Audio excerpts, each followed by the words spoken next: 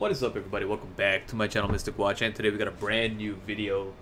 We're going to be going over the brand new limit breaks that are dropping today on Naruto Blazing. So at the time of this recording, it's before the update itself is dropping, so I actually don't know if these are going to be coming out simultaneously to Global and Japan, but I'm assuming they are, simply because all the previous limit breaks that ever came out in this game came out simultaneously as well. Now with these limit breaks, we're getting a banner that will feature these three units. And yeah, that's really it. So these three units, One Tail Naruto, Kazekage, and Utakata, all have their limit breaks already, like their stats are already here and now, so we're going to be going over that and talking about how good these units are. If you haven't checked out my previous videos, I already talked about the limit breaking and how I felt it utilizes a new crystal, which is called the Ultimate Crystal, and we still don't know all the methods of retrieving that crystal as of yet, but I think it's up here.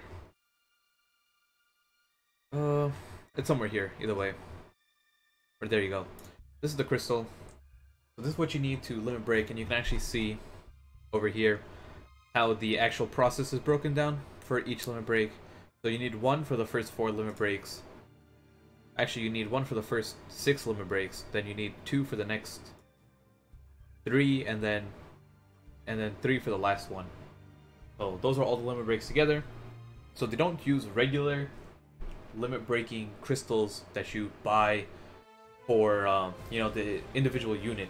They all have the same crystal that you can, you know, you just need that crystal.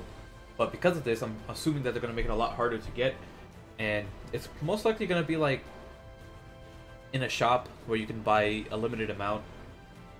You might be able to buy unlimited, but you never know. That's all we know for right now. And then when it comes out, I'll make a further video on the whole update, and I'll explain how to get that as well. But this video is exclusively on the limit breaks itself. Let's start off with the man One Tail Naruto. These are his stats, fully limit broken, 2018, 3140, meaning that with this 100 strength pills included, it's 3140. So without it, it's 3040. And I actually, let me see if I put it like this,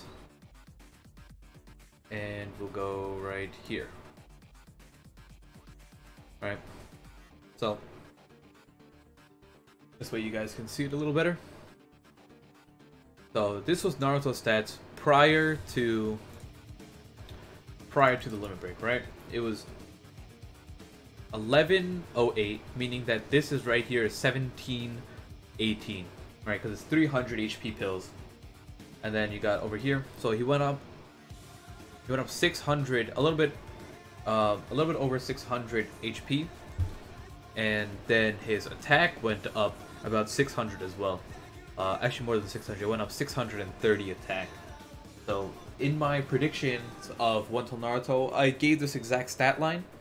Pretty much, I didn't include the HP, but I said that if they gave Naruto a 600 attack increase and made his attack, you know, 3100, what would it end up looking like? So this is like exactly what I was thinking would happen, and the damage of his is relatively not that different. So the way the math always works out is that you take his attack, so it'd be 2510 with pills, right? Prior to the change, you would go times 2.5. That is the equivalent of a 150% attack boost. So this is his base attack, you know, without anything else, just at 150%, right? Pre-limit break. Now, if you were to take this and you want to see how much his ultimate jutsu did, you would do times 12, because we're just assuming you're doing it on a wisdom enemy. And then you have to times this by 1.5 because that's it's type effective. So this is the amount of damage he does to wisdom enemies at 150%, you know, damage boost while having attack boost. So 113,000 essentially. Now, if you were to take his current stat line, so 3140, because that includes the pill, times 2.5.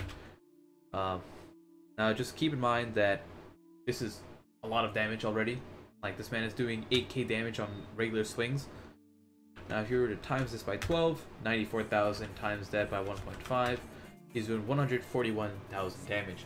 So he's doing an increase of 30,000 damage roughly, which is a lot, but in the grand scheme of things, it's not that much, right? Because he was already doing 112k damage, so an increase of 30,000 is about a 30% damage increase, which is nice, but it's not game breaking because it's getting to the point where One Tail Naruto's damage, like he has to be 150% attack boosted to be doing these numbers, right?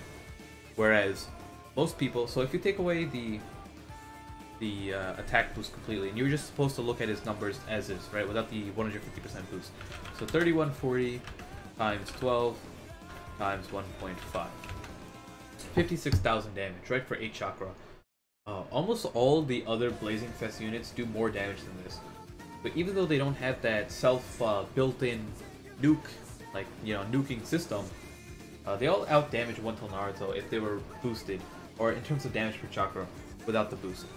So just keep that in mind, that One Tail Naruto, yes, he's doing a lot more damage now, but it's not going to change much, right? Like, at the end of the day, he's doing slightly more damage than he was before, and he'll be really good, he'll still be broken, but once they release, like, other units can do a significant amount of damage close to his already. So just keep that, you know, that's really it. Now, we're going to move on past One Tail Naruto. You can take a look at his PvP stats. They're not anything spectacular. He's never going to be viable in PvP just because of the way his kit is. That's really it. So that's One Tail Naruto. Let's take a look at Kazekage Gaara next. So Kazekage Gaara, let me pull up his page as well. Here we go. Kazekage Gaara was at 1596 HP, 1568 attack with no pills, meaning that he was at, you know, this right here is 2166 and 2118. So 2166 means that he got a 500 HP increase, and he got about a 500 attack increase. They're about the same at the end of the day.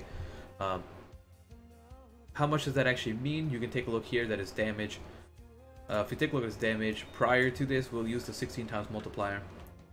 So if he's attacking a bravery unit, you go with 1668 for pills times 16. So we're using this number down here, right? 10 times attack to one enemy if immobilized, deal 16 times attack, which technically isn't that viable because a lot of bosses can't be, you know, they can't be immobilized. But either way, we're just doing it for the sake of showing off how much damage he has.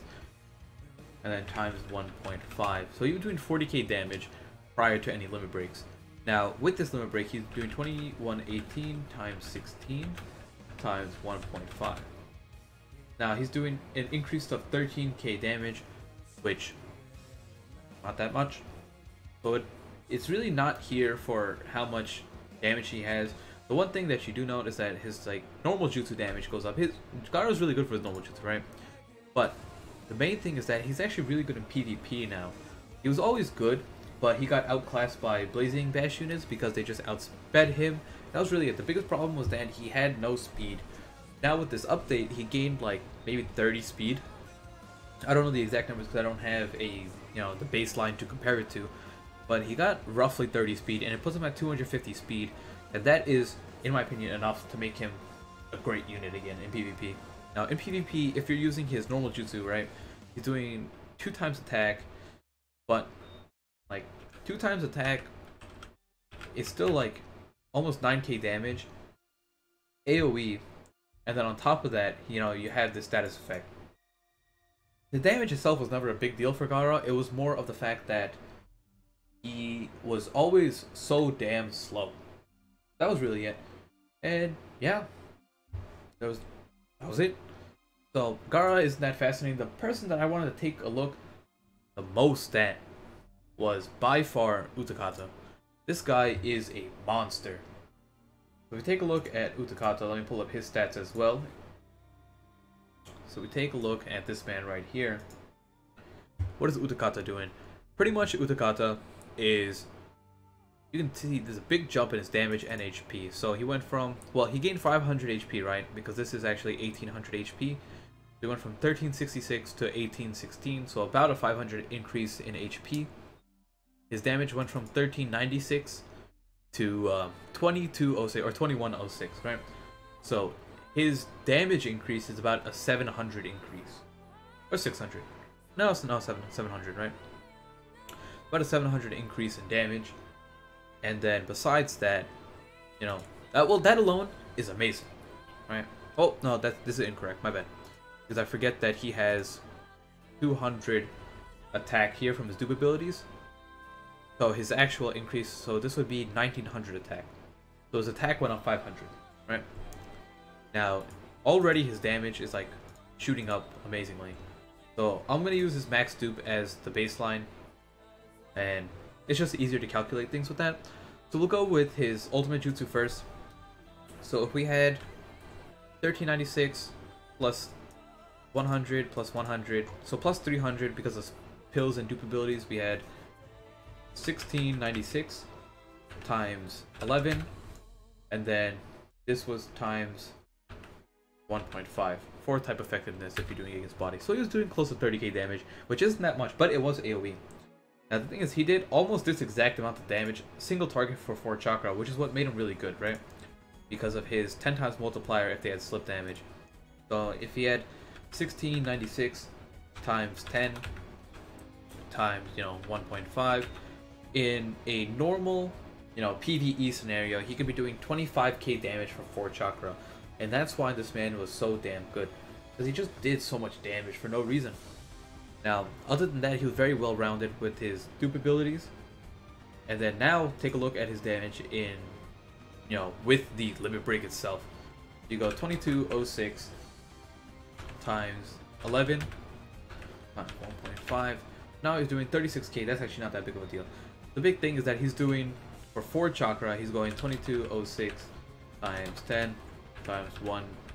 He's doing more than 30k damage for 4 chakra, which is the dumb part, right? So you apply slip damage, right? And the thing is, his ultimate jutsu recovers 3 chakra. So it's not like you're gonna be wasting chakra if you use his ultimate. You can just use his ultimate jutsu and then his normal jutsu, and that combo together, right? That 2-turn combo is now you're looking at like 60 or 70k damage. So Utakata does have a lot of damage, but now I really like this because of PvP. If you take a look at his PvP stats, this man jumped up like a rocket, right? Almost 300 speed, 36, almost 37k HP, and 3350, of course, with pills and dupe abilities. Otherwise, it'd be 3050. In PvP, this man is doing his normal jutsu, because you don't pull off ultimate jutsus. You're going, if they have slip damage, he's going 3350 times 10. He's doing 33,000 neutral damage in PvP for 4 chakra if they have slip damage. Now imagine if they were a body unit. He's doing 50k damage to a single body unit. If you're running Itachi, he's one-shotted. He's dead. That's it. He's gone. And the funny part is, he does, if you're looking at 3350 times 10. Now imagine if you did this to a heart unit, right? Something that you're not effective against. So you multiply this by 0.5 to reduce it in half. This man is doing almost 17,000 damage to heart units, which is the stupid part. Right? This man should not be doing this much damage. It's something that he's negatively, like, type affected against. So the man is definitely a monster. He is nuts. And this concludes the 3, you know, Blazing Fest, Blazing Awakening, Limit Breaks, whatever you want to call it. It's not Blazing Awakening, it's Limit Breaks. So, hope you guys enjoyed the video. Those are my personal opinions and reviewing the stats of the units themselves. If you guys agree, disagree, who you're looking forward to limit breaking, and if there's anything else you want to know, smash that subscribe button, leave a comment down below, and I'll see you all in the next one. Peace out.